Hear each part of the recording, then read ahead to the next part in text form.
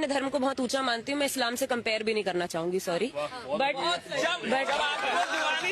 नहीं, मैं अपने धर्म को बहुत ऊंचा मानती हूँ। मैं मानती हूँ कि इस्लाम में लड़कियों की वैल्यू बहुत कम है, इस्लाम में वो मस्जिद में भी नहीं जाने देते। मैं उस रिलीजन से अपने रिलीजन को कभी कंपेयर नहीं करूंगी। तुम कंपेयर नहीं करोगी तो तुम्हारा धर्म खतरे से बाहर कैसे निकलेगा? तुम कंपेयर नहीं करोगी तो तुम अंधभक्त कैसे बनोगी? तुम कंपेयर नहीं करोगी तो तुम्हारे भगवान का दर्जा कैसे बुलंद होगा? तुम कंपेयर नहीं करती हो।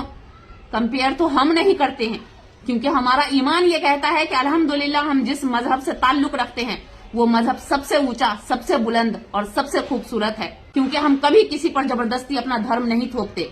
हम किसी को नहीं कहते कि चलो हमारे साथ कुरान की तिलावत करो, हम किसी से नहीं कहते कि चलो मस्जिद में हमारे साथ नमाज अदा करो, हम किसी को नहीं कहते जबरदस्ती कि अल्लाह अकबर का नारा लगाओ।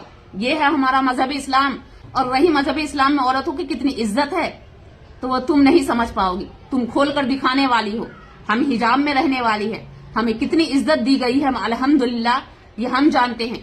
सूरह नूर, सूरह अहज़ाब की आयतें औरतों के लिए क्या कहती है, कितनी इज्जत बख्शी है अल्लाह ने हम औरतों को, वो हम जानते हैं। अल्लाह ने काबे से भी ज्यादा इज्जत बख्शी है हम औरतों को।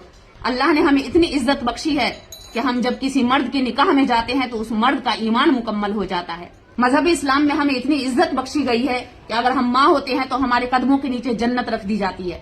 हम बीवी बनते हैं तो शौहर का ईमान मुकम्मल कर देते हैं। हम बेटी होते हैं तो बाप के लिए जन्नत के दरवाजे खोल दिए जाते हैं। हम बहन बनते हैं तो भाई के लिए रहमत बन जाते हैं।